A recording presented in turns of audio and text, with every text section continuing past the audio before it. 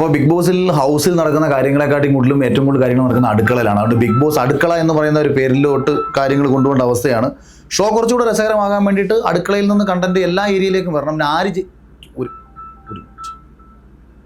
എന്തുവാടാ, ഞാൻ ലൈവിലാടാ. നിന്നെ ഞാനിപ്പോൾ എങ്ങനെ ഹെൽപ്പ് ചെയ്യാൻ പോകുന്നത്? നീ ഫോൺ വെച്ചിട്ട് പോയി.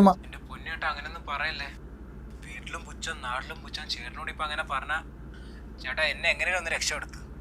ഇല്ല, നിനക്ക് രക്ഷപ്പെടാനുള്ള വഴി ഇപ്പം ഞാനിപ്പോൾ എന്തോന്നും ഉണ്ടാക്കാം. എടാ ഒരു പരിപാടി ഉണ്ട് കേട്ടോ. ബിഗ് ബോസ് വള്ളിയല്ലോ ആണെങ്കിൽ പറയല്ലേ.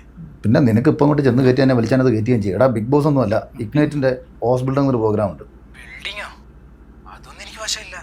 ആ ബിൽഡിംഗ് പരിപാടി ചാന്ത് കൂട്ടാൻ മിനിമം ബോധം വേണം. നിനക്ക് അതും ഇല്ലല്ലോ. ഞാൻ പറയുന്നത് കൊണ്ട് കേട്ടാൽ നിനക്ക് ഒരു മാസം 1 ലക്ഷം രൂപ സ്റ്റൈഫൻഡിൽ പഠിക്കണോ? ജർമ്മനിയിൽ നിനക്ക് നല്ല പെർമനന്റ് കമ്പനി ജോലി വേണോ? വേണമെന്നുണ്ടെങ്കിൽ ഞാൻ പറയുന്നത് കൊണ്ട് കേൾക്ക്. വിദ്യാഭ്യാസമൊക്കെ എങ്ങനെയുണ്ട്? എൻ്റെ വിദ്യാഭ്യാസം അതൊരു പ്രശ്നമാണ്. ടെൻഷൻ അടിക്കേണ്ട കാര്യമൊന്നുമില്ല. +2 ഉണ്ടോ? അത് മതി, ധാരാളം. ബാക്കിയൊക്കെ കാര്യങ്ങളൊക്കെ ഇഗ്നൈറ്റുകാർ നോക്കിക്കോളും. ഫ്രീ ആയിട്ടുള്ള ലാംഗ്വേജ് ട്രെയിനിങ് അവർ തരും. ടിക്കറ്റ്, ഫ്ലൈറ്റ് ടിക്കറ്റും ഫ്രീ ആണ്. പിന്നെ ഈ മൾട്ടിപ്പിൾ മോക്ക് ഇൻ്റർവ്യൂസും കാര്യങ്ങളൊക്കെ അവർ തന്നെ സെറ്റ് ചെയ്തോളൂ.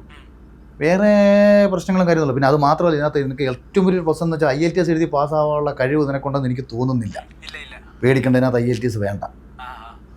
അപ്പം ബാക്കി കാര്യങ്ങളൊക്കെ ഇഗ്നൈറ്റുകാർ ചെയ്തോളും. അതുകൊണ്ട് ഈ ലൈവ് പോയിക്കൊണ്ടിരിക്കുന്ന എന്നെ വിളിച്ച് കുണുണാന്ന് ശല്യം ചെയ്യാതെ നീ അവരെ വിളിക്കും. നമ്പറുണ്ട്. എന്നെ വിളിച്ച് അപ്പോൾ രക്ഷപ്പെട്ടിട്ട് വിളിക്കും. ഓക്കേടാ, ശരി. അപ്പം കുഴപ്പമില്ല, ഇങ്ങനെ അത് വിട്. അപ്പം നമ്മൾ പറഞ്ഞു വന്ന കാര്യം ബിഗ് ബോസിൽ ആര് ജയിക്കും എന്നുള്ളതാണ്. ബിഗ് ബോസിൽ ആര് ജയിക്കും എന്നുള്ളത് ഞാനല്ല, നിങ്ങളാണ്.